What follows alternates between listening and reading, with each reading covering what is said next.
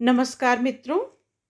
आज कहानी सुनाने से पहले मैं आप सभी से एक ज़रूरी बात शेयर करना चाहती हूँ।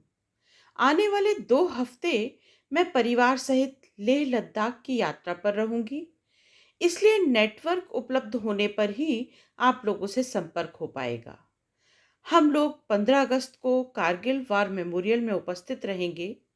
यदि वहां नेटवर्क की उपलब्धता आसान होगी, तो मेरी पूरी कोशिश होगी कि मैं अपने चैनल के माध्यम से आप सभी को लाइव वीडियो के द्वारा उस पुण्य भूमि के दर्शन करवा सकूं।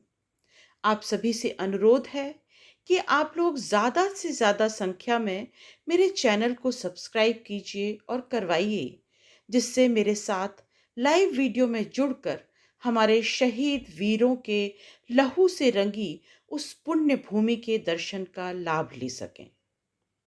आइए अब शुरू करते हैं मालती जोशी की कहानी प्रलय के बावजूद।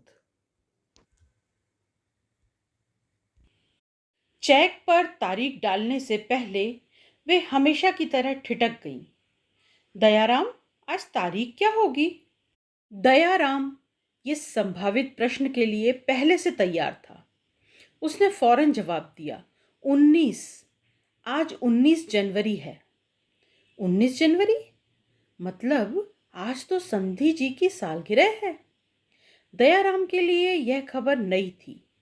कौन समधी जी? उसने अचकचा कर पूछा। पागल, मेरे कोई 10-20 समधी हैं। ले देकर एक ही तो बेटा है मेरा। उसके ससुर जी की बात कर रही हूँ। आप वर्मा जी कहती रही हमेशा, तो हम तो वही नाम जानते हैं।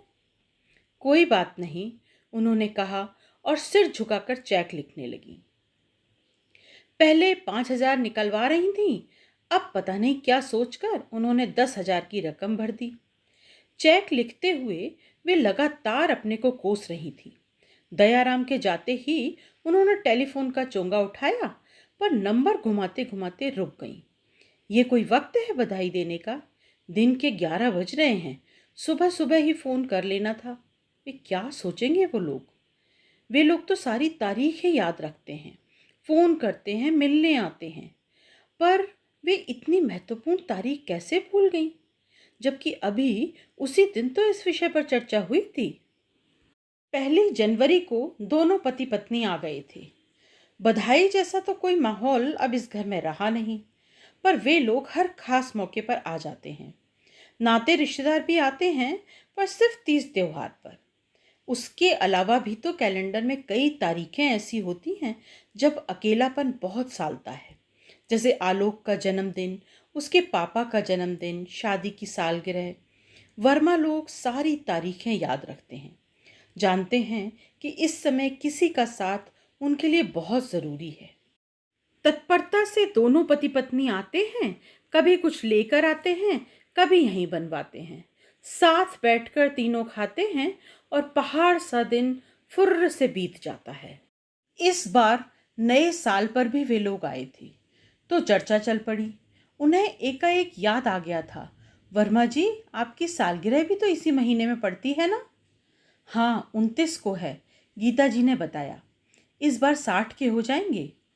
अरे वाह, तब तो कुछ हंगामा होना चाहिए। बताइए क्या प्लान बनाए?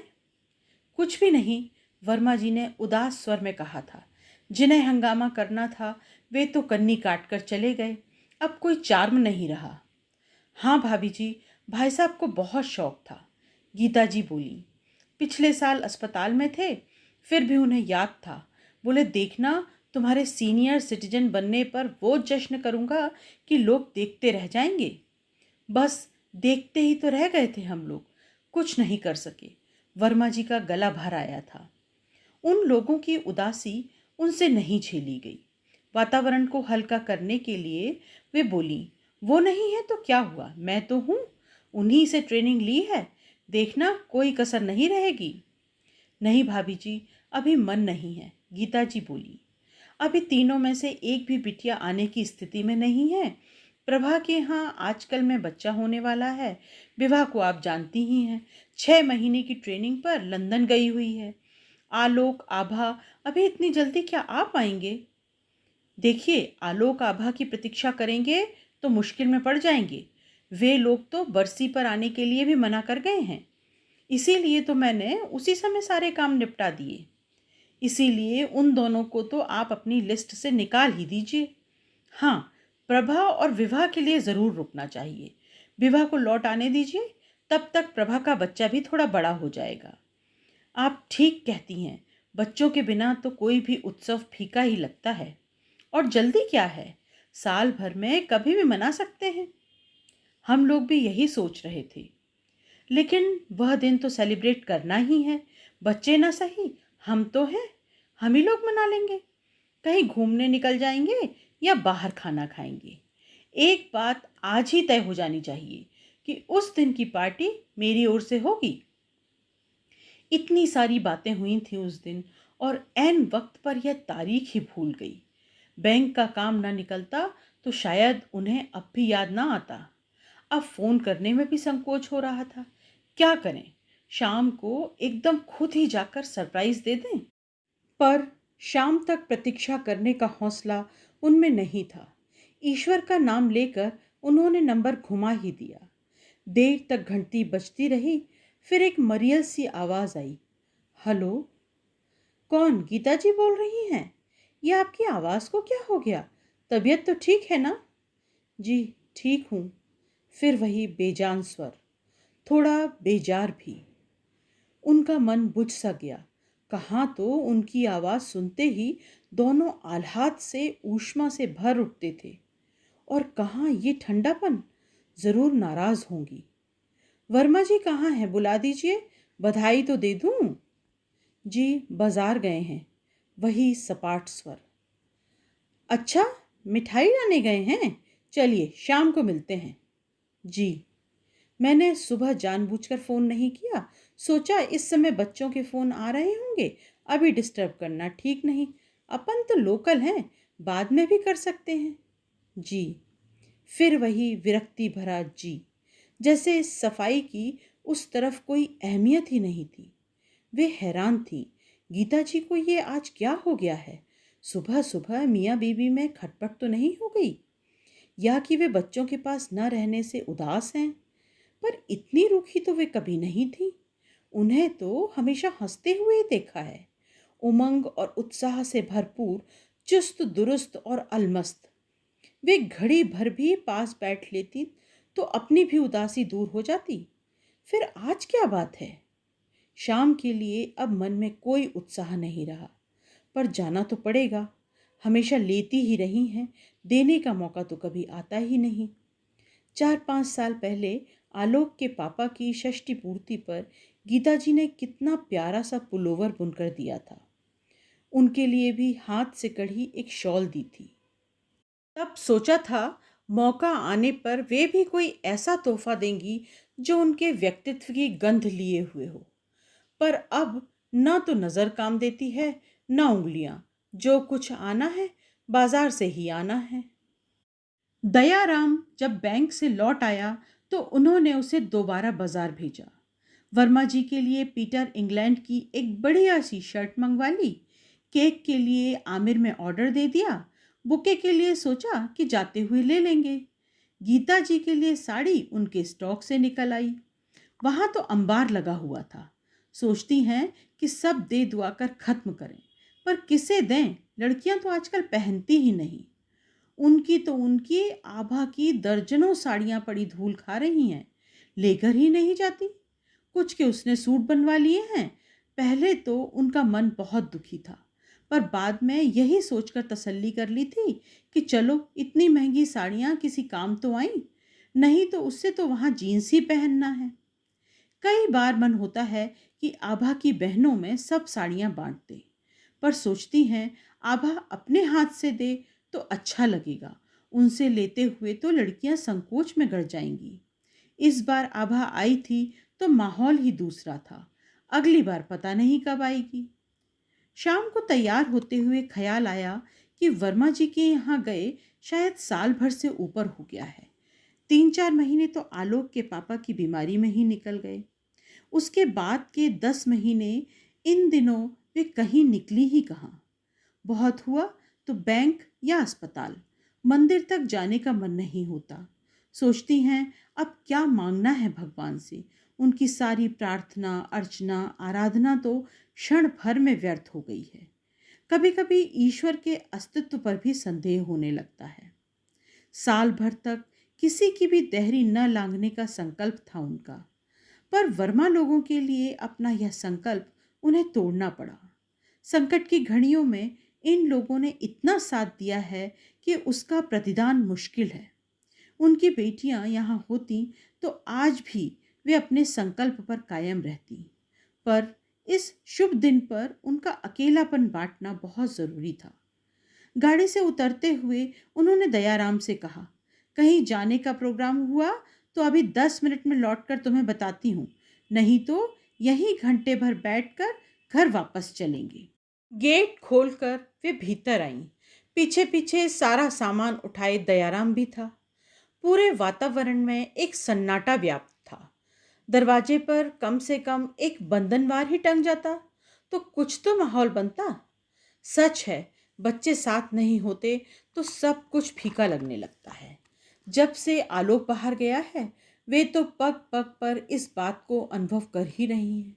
बल्कि अब तो आदत हो गई है, चाहे बेटे के माँ बाप हों या बेटी के, बुढ़ापा सबको अकेले ही काटना है। नई जवानी का यही सौगात है।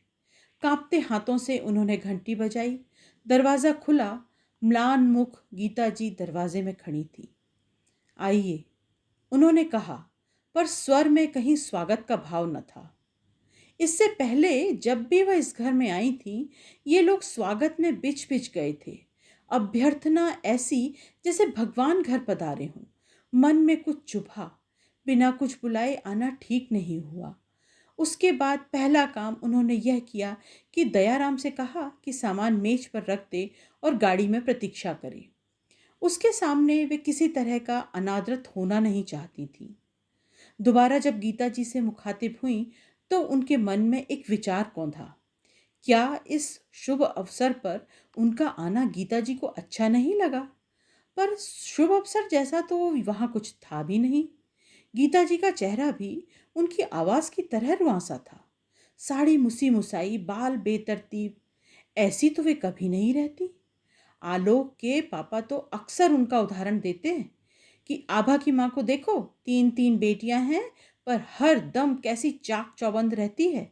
न कभी एक लट इधर की उधर, न साड़ी पर एक सलवट नजर आती है। कभी कभी वे तुनक जाती तो कहती, लड़कियों की माँ को तो हमेशा ही चाक चौबंद रहना है। उसे बेटों की माँ की तरह रसोई में खटना थोड़े ही पड़ता है। आधे से ज्यादा काम तो लड़कियां निपटा देती हैं।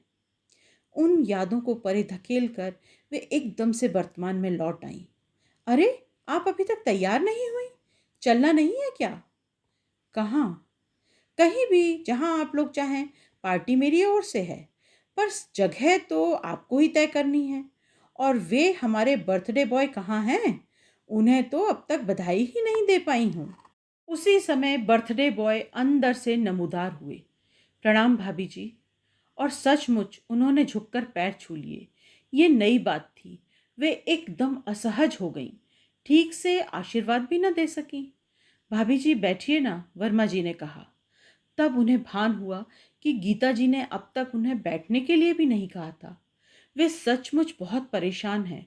तभी तो ये सामान्य शिष्टाचार भी उन्हें याद नहीं रहा। उन्होंने बैठते ही पूछा, क्या बात है गीता जी? तबीयत ठीक नहीं है क्या? सुबह से फोन पर भी आप बहुत डाउन लग रही थी। उत्तर में गीता जी सुबकने लगी। अरे क्या हुआ? कुछ बताइए भी तो। समधिन की पीठ सहलाते हुए उन्होंने पूछा। कुछ देर तक दोनों चुप रहे। फिर वर्मा जी ने संजीदगी से पूछा, क्या आपके पास कोई खबर नहीं आई? मेरे पास? उनका जी धक्क से रह गया। अब तक तो वे समझ रही थी कि प्रभा के नवजात पुत्र के साथ कोई समस्या है, या कि विवाह लंदन में किसी परेशानी में है। पर वर्मा जी की बात से लग रहा था कि कोई ऐसी बात है जिसका संबंध दोनों घरों से है। इन दोनों घरों में कॉमन क्या है? आलोक और आभा। हे भगवान, ये ठीक तो है ना? सितंबर के बाद से उनका मन वैसे ही डरा डरा सा रहने लगा था। क्या बात है वर्मा जी? बच्चे ठीक तो है ना? भाभी जी, क्या सचमुच आपको कुछ नहीं पता? उन्हें कहाँ से पता होगा, गीता जी ने सुबकते हुए कहा। आभा ने लिखा तो है। क्या लिखा है आभा ने? घबराहट के मारे उनका कलेजा मुंह तक आ रहा था। आप खुद ही देख लीजिए, वर्मा जी बोले। फिर पत्नी से पूछा, वह चिट्ठी कहाँ है? आभा ने मना किया है, आंसू पोंछते हुए गीता जी बोली। उसे मैं समझा दूंगी गीता जी, पर अब पूरी बात जाने बिना मुझे चैन नहीं आएगा। भाभी जी ठीक तो कह रही हैं, रो धोकर तुमने उनका बीपी तो बढ़ा ही दिया है। अब पूरी बात बता दो, वैसे भी छिपाने में क्या तुक है। गीता जी उठी और चिट्ठी लाकर चुपचाप उन्हें थमा दी। आभा के जाने पहचाने अक्षर थे, क्योंकि जब भी पत्र आया है आभा का ही आया है। आलोक तो कभी इस झंझट में पड़ता ही नहीं। बहुत हुआ तो हफ्ते में 2 बार फोन कर लिया बस। पत्राचार सारा सास बहू के बीच ही होता रहा है, पर पिछले कुछ महीनों से वह भी बंद हो गया है। वे पत्र हाथ में लिए बैठी रहीं, खोलने की हिम्मत ही नहीं पड़ी। किसी अनिष्ट आशंका से उनका दिल धड़कने लगा। वर्मा जी बोले, भाभी जी देखिए तो, बिटिया ने जन्मदिन का कैसा तोहफा भेजा है। दिल कड़ा करके कांपते हाथों से उन्होंने पत्र खोला। लिखा था, आदरणीय पापा मम्मी को प्रणाम। आपके सभी पत्र नियमित रूप से मुझ तक पहुंचते रहे हैं। आलोक इतना फर्ज तो निभा ही रहे हैं, पर अब उन्हें और कष्ट देना अच्छा नहीं लगता। अब तो वह अधिकार भी नहीं रहा, इसीलिए आपको अपना नया पता दे रही हूँ। नोट कर लें, पिछले 6-7 महीनों से मैं इसी पते पर हूँ, पर आपको बताने की हिम्मत नहीं पड़ रही थी। अब तो अदालत ने भी हमारे अलगाव पर मोहर लगा दी है, तो सोचा बता ही दूं। देर सवेर आपको पता तो लगना ही था। पिछले कुछ सालों से हमारे संबंधों में दरार पड़ गई थी और वह बढ़ती ही चली गई। ठीक ठीक कारण तो मैं नहीं बता पाऊंगी, पर इतना जानती हूँ कि प्रेमी और पति में बहुत फर्क होता है। और हिंदुस्तानी पति तो चांद पर भी चला जाए तो वह हिंदुस्तानी ही रहता है। यह तो मैं अपनी बात कह रही हूँ, हो सकता है आलोक को भी मुझसे ढेरों शिकायतें हों। खैर, अब उन बातों पर गौर करने का कोई मतलब नहीं है। मानसिक रूप से तो हम बहुत पहले ही एक दूसरे से दूर जा चुके थे, पर उन दिनों पापा जी बहुत बीमार थे, इसीलिए हम लोग चुपचाप बने रहे। आलोक उन्हें अंतिम क्षणों में किसी तरह का दुख नहीं देना चाहते थे। उनकी मृत्यु के बाद तो कोई बहाना ही नहीं रहा और हमने कोर्ट में अर्जी दे दी। पिछले हफ्ते ही फैसला हुआ है और अब मैं आज़ाद हूँ। आप लोग मन में ज़रा भी मलाल मत लाना, क्योंकि आपका कोई दोष नहीं है। यह सब मेरा ही किया धरा है और उसे मैं भुगत लूंगी। हाँ, मम्मी जी को अभी इस बारे में कुछ मत बताइएगा। वे इस आघात को सहन नहीं कर पाएंगी। आलोक जब ठीक समझेंगे बता देंगे। पत्र हाथ में लिए वे मूर्तिवत बैठी रहीं। समझ में नहीं आ रहा था कि वे अपनी बहू का पत्र पढ़ रही हैं या किसी उपन्यास का अंश। क्या जीवन में ऐसा भी कुछ घट सकता है? कुछ देर तक एक असहज मौन पसरा रहा। फिर वर्मा जी क्षमा याचना के से स्वर में बोले, पत्र तो भाभी जी 2 दिन से आया पड़ा है, पर आपको बताने की हिम्मत ही न पड़ी। आभा ने भी मना किया था। गीता अपने होशो हवास दुरुस्त रखती तो शायद आज भी हम यह बात छिपा जाते। मैं बहुत शर्मिंदा हूँ। कोई बात नहीं, कभी न कभी तो यह पता चलना ही था। सूनर द बेटर, उन्होंने डूबती सी आवाज में कहा। यह एक वाक्य भी उनके लिए भारी पड़ गया था। लग रहा था जैसे सारी शक्ति किसी ने निचोड़ ली हो। उन्हें लगा इस कुर्सी से वे अब कभी नहीं उठ पाएंगी, पर उठना तो था। हादसे के बाद तो वे वहां नितांत अप्रासंगिक हो गई थी। किसी तरह हिम्मत बटोर कर वे उठी। उठते हुए नजर सामने वाली मेज पर गई, जहां बुके, केक और उपहार रखे हुए थे। यह सामान आते ही पकड़ा दिया होता तो ठीक रहता, पर उस वक्त माहौल ही कुछ दूसरा था और अब तो सभी कुछ व्यर्थ सा लग रहा था। उन्हें बेटे पर बहुत रोष आ रहा था। समय रहते बता देता तो ऐसी फजीयत तो नहीं होती। इससे तो आभा अच्छी है, कम से कम सच बोलने का साहस तो किया। पांव मन बन भर के हो रहे थे। किसी तरह अपने को ठेल ठाल कर 4 कदम चली थी कि पीछे से आवाज आई, भाभी जी प्लीज रुकिए। ये किसकी आवाज थी? गीता जी की या वर्मा जी की? उन्हें कुछ समझ में नहीं आया। वे वहीं जड़वत खड़ी हो गई। पीछे मुड़कर देखने का उन्हें साहस नहीं हुआ। उन्हें लगा अभी वे लोग कहेंगे अपना यह कबाड़ तो साथ लेती जाइए। सांस रोककर वे उन वाक्यों की प्रतीक्षा करने लगी। दोनों पति पत्नी ठीक उनके बगल में आकर खड़े हो गए। ये आप एकदम से उठकर कहाँ चल दी भाभी जी? प्लीज इस तरह मत जाइए। पीछे लौटने का हौसला नहीं था, पर पांव आगे बढ़ने से इनकार कर रहे थे। इस समय वे वर्मा जी के ऑफिस में खड़ी थी। मुवक्किलों के लिए रखी हुई कुर्सियों में से एक को खींचकर वे उस पर धम्म से बैठ गई। पसीना पसीना हो रही थी। वर्मा जी ने पंखा तेज कर दिया। गीता जी दौड़कर पानी ले आईं। थोड़ी कॉफी लेंगी? बनाऊं? पूछ क्या रही हो, जल्दी से बनाकर लाओ, स्ट्रांग बनाना, वर्मा जी ने आदेश दिया। उनके जाने के बाद वे भी एक कुर्सी खींचकर सामने बैठ गए। भाभी जी आप इस तरह एकाएक उठकर चल दी तो हम तो सकते में आ गए। 8 साल के रिश्ते को आपने एक झटके में तोड़ दिया। बताइए हमारे संबंधों की नींव क्या इतनी भुरभुरी है कि? नींव ही तो दरक गई है वर्मा जी, उन्होंने उसास भरकर कहा। नहीं भाभी जी, वह नींव नहीं थी। वे लोग तो निमित्त मात्र हैं। उनके कारण हमारे परिवार एक हो सके, इसके अतिरिक्त उनका योगदान क्या है? वे तो वहां उतनी दूर बैठे हैं। स्नेह का ये ताना बाना तो हम लोगों ने बुना है। मेरी समझ में कुछ नहीं आ रहा है, उन्होंने सिर झटकते हुए कहा। तब तक कॉफी आ गई थी। तीनों चुपचाप कॉफी गटकते रहे। फिर अपना कप खाली करके वर्मा जी ने बोलना शुरू किया। मैं नहीं जानता कि आपके मन में इस समय क्या चल रहा है। मैं तो अपने मन की बात कहता हूँ।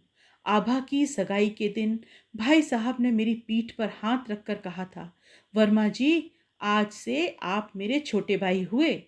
और इस रिश्ते को उन्होंने ताउम्र निभाया। आभा की शादी में उनकी भल मनसाहत के दर्शन सबने किए। आलोक आपका इकलौता बेटा था। उसकी शादी को लेकर आपके मन में सैकड़ों अरमान होंगे। हमारी जाति अलग थी, सामाजिक स्तर भिन्न था, आर्थिक परिस्थिति में भी अंतर था। पर अपनी हताशा या निराशा को आप लोगों ने कभी जाहिर नहीं होने दिया। हमने किसी पर कोई उपकार नहीं किया वर्मा जी, सिर्फ बेटे की खुशी को अपनी खुशी मान लिया। ऐसे कितने लोग कर पाते हैं भाभी जी? प्रभा की शादी में आप थीं तो वहां मेरे सजातीय समधी मेरी पगड़ी उछालने को तैयार बैठे थे। बेटे को फेरों पर ही ना आने दें। भाई साहब तो उस दिन मेरे लिए देवदूत बनकर आए। उतनी रात को पता नहीं किसका शोरूम खुलवाकर नई नकोर मोटरसाइकिल ले आए।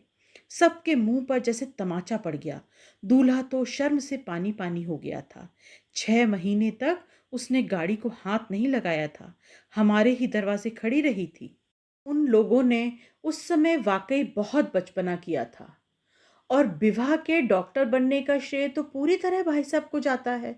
उन्होंने ही उसकी हौसला अफजाई की, हर तरह से मदद की, तभी वह पीएमटी में मेरिट ला सकी। नहीं तो मैं तो बीए करवा कर उसकी शादी कर देता। ज़हीन लड़की थी, उसे कुछ ना कुछ तो बनना ही था। ईश्वर की कृपा देखिए, लड़का भी तो उसे कितना अच्छा मिला है। मेरे तो तीनों दामाद हीरा थे भाभी जी, पता नहीं किसकी नज़र लग गई। गीता जी का गला फिर भर आया। कई बार हमारी अपनी ही नज़र लग जाती है गीता जी। हम अपने ही भाग्य पर फूल कर कुप्पा होते रहते हैं और विधाता मुस्कुराता रहता है। आप लोग नज़र की बातें कर रही हैं तो मुझे भी याद आ रहा है। ये जो मेरी आंखें हैं, भाई साहब का ही तो आशीर्वाद है। उन्हीं की बदौलत आज मैं देख पा रहा हूँ। नहीं तो वह रेटिन रप्चर या न जाने क्या था, उसकी वजह से तो मैं अंधा ही हो गया था। उनका यह उपकार तो मैं कभी नहीं भूल सकता। क्या बात कर रहे हैं वर्मा जी? अपनों के बीच कभी इस तरह उपकार की भाषा बोली जाती है? आज प्रसंग उठा है तो मुझे कह लेने दीजिए भाभी जी। भाई साहब रातों रात मुझे प्लेन से बंबई ले गए। उतने बड़े अस्पताल में इतने मशहूर सर्जन से ऑपरेशन करवाया। क्या यह सब करने की मेरी हैसियत थी? यही नहीं, अपने काम का नुकसान करके खुद भी मेरे साथ 15 दिन वहां रुके रहे। मैं तो जिंदगी भर के लिए उनका कर्जदार हो गया हूँ। हम सब एक दूसरे के कर्जदार हैं वर्मा जी। इनकी बीमारी में आपने जो सेवा की, सगा भाई भी नहीं कर सकता था। संकट की उन घड़ियों में मुझे आप दोनों का ही तो सहारा था। बेटा तो बहुत बाद में आया और बहू तो एकदम 13वीं पर आई। उस समय गीता जी साई की तरह मेरे साथ थी। माँ की तरह उन्होंने मेरी भूख प्यास का ख्याल रखा। आप लोगों के बल पर ही मैं उस शोक से उबर सकी हूँ, नहीं तो टूट ही जाती। आपका यह एहसान मुझ पर हमेशा रहेगा। वाह भाभी जी, अब आप भी एहसान और उपकार की भाषा बोलने लगी। गीता जी ने टोका। हमने कोई एहसान नहीं किया, सिर्फ अपना फर्ज भर निभाया है। वाह गीता जी, 2 दिन में पहली बार आपने एक कायदे की बात कही है। वर्मा जी बोले, भाभी जी, ये तो पत्र पढ़ते ही ऐसी खटपाटी लेकर पड़ गई थी कि क्या बताऊं। कितना समझाया कि भगवान 7 समंदर पार बैठकर उन लोगों ने कोई बेवकूफ़ी की है तो उसका खामियाजा हम क्यों भुगतें। हम अपना बुढ़ापा क्यों खराब करें।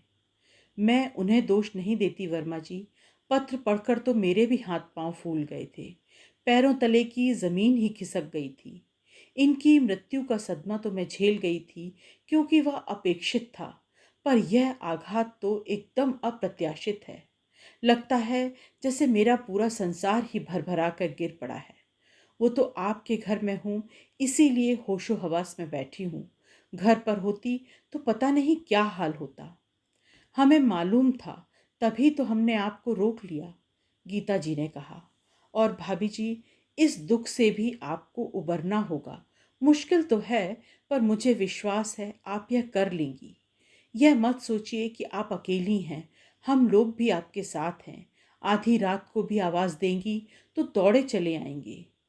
अब किस अधिकार से आवाज़ दूंगी वर्मा जी। फिर वही बात, हम लोग क्या रिश्ते की डोर से बंधे हुए हैं। कहने को मेरे और भी 2 समधी हैं, उनसे तो हमारे इतने आत्मीय संबंध नहीं हैं। यह तो मन मिलने की बात है। समधी न सही, हम दोस्त तो बने रह सकते हैं ना। थोड़ी देर तक कोई कुछ नहीं बोला। फिर वर्मा जी ही बोले, आभा की गोद न भरने का बड़ा दुख था गीता को, पर मैं सोचता हूँ ईश्वर ने हम सब पर यह कृपा ही की है। क्या बात करते हैं। सच कह रहा हूँ गीता, बच्चे होते तो हमारे दुख में आज एक चिंता भी खुल जाती। अब कम से कम उतनी तसल्ली तो है। बच्चे होते तो शायद यह नौबत नहीं आती। उन्होंने उदास भाव से कहा। अरे नहीं भाभी जी, वे लोग जिस देश में रहते हैं वहाँ बच्चों को इतनी अहमियत कौन देता है। लोग 2-2 3-3 शादियां करते हैं और उन शादियों की संतानें कभी माँ के साथ कभी पिता के साथ घिसटती रहती हैं, नहीं तो किसी हॉस्टल में अपना बचपन गुजार देती हैं। बच्चों के लिए सब कुछ सहना, समझौते करना तो हमारी संस्कृति है, और अब तो हमारे यहाँ भी वो बात नहीं रही। इस मामले में भी हम पश्चिम की नकल करने लगे हैं। वैसे बच्चे होते तो अच्छा होता, मैं उन्हें पाल लेती। कम से कम मेरे जीने का एक बहाना तो होता। उन्होंने उसास भरकर कहा। बशर्ते बच्चे आपके पास रहते, और रहते भी तो आप कितने दिन रख पाती। आपकी कोई उम्र है बच्चे पालने की। आपको तो खुद देखभाल की ज़रूरत है। पिछली बार आलोक आभा आए थे तो मैंने बहुत डांट पिलाई थी। कहा था बहुत कमाई कर ली, अब चुपचाप लौट आओ। मम्मी अब बिल्कुल अकेली पड़ गई हैं। तब मुझे क्या पता था उन लोगों के मन में अलग ही खिचड़ी पक रही है। आप ही ने तो अभी कहा था कि मैं अकेली नहीं हूं। उन्होंने सूखी हंसी के साथ कहा। बिल्कुल कहा था, और फिर कहता हूं कि हमें अपने से अलग मत समझिए। मैं तो उन लोगों को उनका फर्ज याद दिला रहा था। खैर, अब उन बातों को जाने दीजिए। वे पत्नी की ओर मुखातिब हुए। आदरणीय गीता जी, ये मनहूसियत झाड़िए और कृपा करके फटाफट तैयार हो जाइए। आज आपके पति की सालगिरह है और आपकी शक्ल पर 12 बज रहे हैं। जाइए, अच्छे से तैयार होकर आइए। भाभी जी इतना खूबसूरत केक बनवा कर लाई हैं, पहले उसे काटते हैं और फिर बाहर चलते हैं मौज मस्ती करने। मौज मस्ती की बात आप सोच भी कैसे सकते हैं? क्यों नहीं सोच सकता गीता जी? आज मैं बहुत खुश हूँ। आज की शाम मैं आलोक आभा के बच्चों के नाम करता हूँ। आप पागल तो नहीं हो गए हैं? नहीं, मैं अपने पूरे होशो-हवास में हूँ। आज की शाम मैं वाक़ई उन खुशकिस्मत बच्चों के नाम करना चाहता हूँ, जो जन्म लेने की ज़हमत से बच गए। हम चाहें तो एक-दूसरे को इसके लिए बधाई भी दे सकते हैं। वे हँस दीं। खुश होने के लिए ये बहाना कोई बुरा न था। प्रलय के बावजूद ये कहानी बस इतनी सी थी। अगली कहानी के साथ फिर मिलेंगे। नमस्कार।